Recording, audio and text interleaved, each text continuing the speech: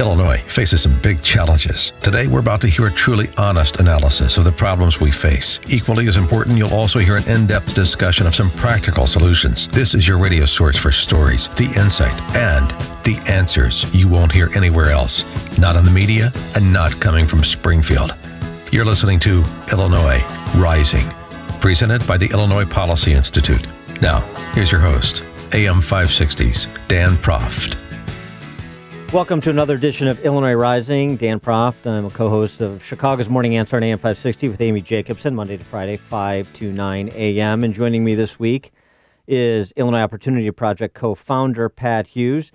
Pat, the special session continues to no particular point or avail this week, and now the governor has indicated that if nothing is done, he's indicated basically that the special session shall go on in perpetuity until an agreement is reached, and it may never happen, even given in perpetuity. Yeah. He's negotiating against himself again.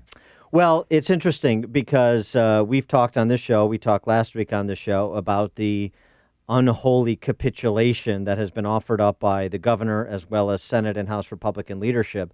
And yet Democrats are still trying to save Rauner from himself this week, failing to pass a property tax relief, sort of relief, piece that Rauner said is a must-have for any budget deal that he would sign that would include tax increases.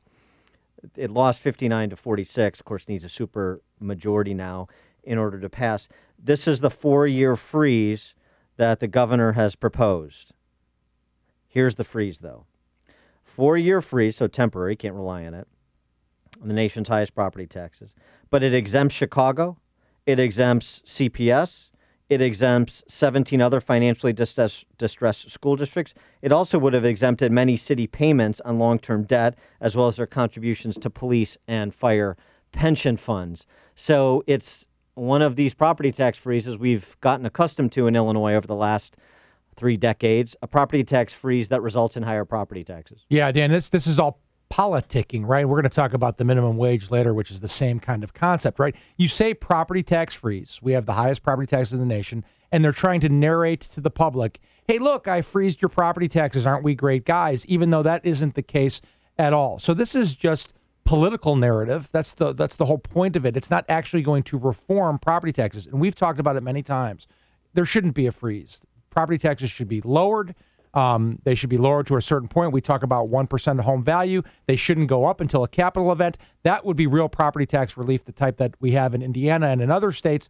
This is more just window dressing. Ted Dabrowski over at Illinois Policy Institute had a good write-up this week going back to Governor Rauner's agenda, his turnaround agenda for Illinois as candidate Rauner, 44-point turnaround agenda, and as Dabrowski recounts in his piece at IllinoisPolicy.org, the governor is 0 for 44. That's not good. That's not a good batting average. No, you're a baseball fan. That would not be good. It's much like how Miguel Montero was hitting until he got designated for reassignment. That's right. But here's the thing. It's one thing to say I'm 0 for 44 because I've stuck to my guns and the Chicago Democrats in the General Assembly have blocked me at every turn because they're that resistant to any reform of state government, despite Illinois being the worst governed state in the history of America. It's another thing to say I'm 0 for 44 and I'm willing to capitulate, to be 0 for 44, but to advance the status quo. Then you destroy the narrative, you destroy your brand, and you destroy your chance for re-election. And it baffles me how Governor Rauner and Republicans don't see that. But for more on this topic, we're pleased to be joined again by our friend Mark Glennon, who's the founder of WirePoints, wirepoints.com. Mark, also background as a corporate attorney, writes very persuasively and routinely on financial responsibility matters at the state government level, including on pensions and property taxes and the like. Mark, thanks for joining us. Appreciate it. Thanks for having me back. So how did you heard our opinions on the 4-year property tax freeze that was proposed by the governor, that was taken up by the House this week, and that failed to get the necessary 70 votes required in this special session to move on to the Senate and to the governor's desk. How did you view the substance of that measure in the first place? it's not just theater, it's bad theater, it's silly, preposterous theater. It's infuriating to see much of the press report this stuff as if it's a serious policy proposal. Fortunately, they can't even pass a gimmick, which is all that 4-year property tax freeze was. Yeah, it exempts pension payments and bond payments, except for the problem. There's no problem, basically, it says. This is a big waste of time. And, obviously the Democrats bear primary responsibility for this, but it's getting very aggravating to see so many Republicans spewing nonsense about this. They talk about some of these budget proposals being balanced. They're not balanced, far from it. The real deficit is 2 or 3 times what we're talking about. They talk about the pension proposal going down now as comprehensive pension reform, or the Illinois GOP tweeted out claiming that it's going to freeze the deterioration of the pensions, at least keep them even. It won't. It doesn't even come close.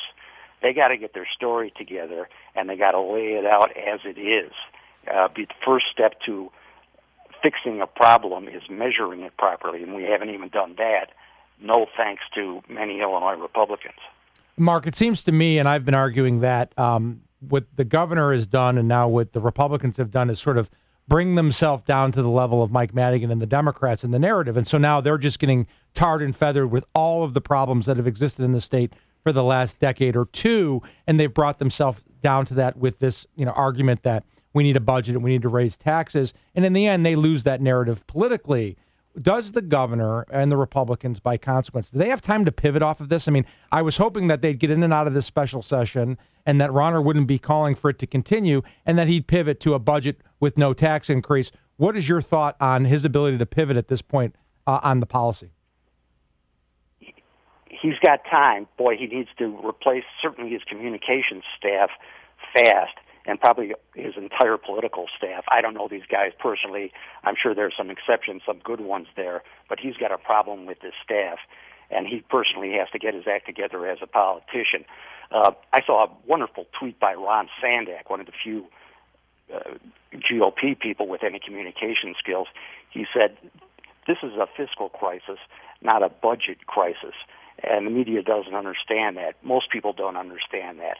It's not a budget issue. We've got fundamental underlying problems, impossible problems that are driving this. And passing a budget of any kind similar to what's being discussed is not going to solve any problem. It's going to delay it a little bit.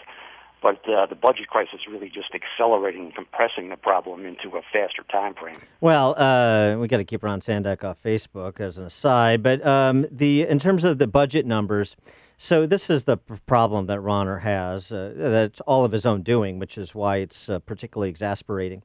So Madigan unveils a budget plan this week, which spends $36.4 billion. That's lower than the governor's proposed spending plan of $37.3 billion.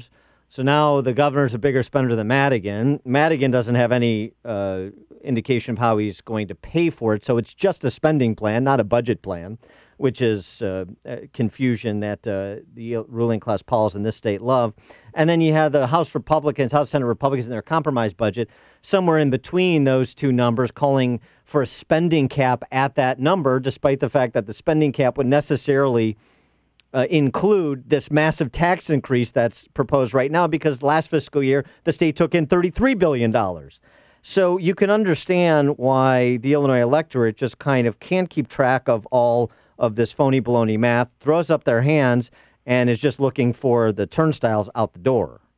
Yeah, and think about what those budget proposals don't include. The worsening situation with the pensions. That's where the losses are stuffed historically. And that's another $6 billion right there. Something to pay down the $14 billion in bills that we have accrued, accounts payable, basically. Nothing's in there for that. The Democrats are also pushing at the same time the school funding proposal, which I've seen estimates of costs ranging from anywhere from $3 to $8 billion. Where is that in the budget proposal? I don't think that's in there either. We're debating fiction here. The whole narrative is fiction. He is Mark Glennon. He's the founder of WirePoints, wirepoints.com. Always worth a read. Check it out. Mark, thanks so much for joining us. Appreciate it. Thank you. Take care. And, Pat, just on this topic, too, the budget. Steve Anderson just to give you a sense of what we're dealing with on the Republican side, Steve Anderson, who's a Republican House member from Geneva, safe Republican district, right? This week, he literally made with the waterworks over the inability to get a budget deal done. And of course, he is fully on board. In fact, he's a proponent of the massive tax increases. He cares just so much. Crying. He cries. Crying like a little girl crying. This is who we have to rely on. I mean, we've got basically a handful of backbench conservatives who understand what a budget is, who are concerned about math, who are concerned about programs being able to deliver what they promised to deliver. And then we have surrender Republicans that have been brought to tears by Chicago Democrats. And you wonder why this is the worst governed state in the history of America.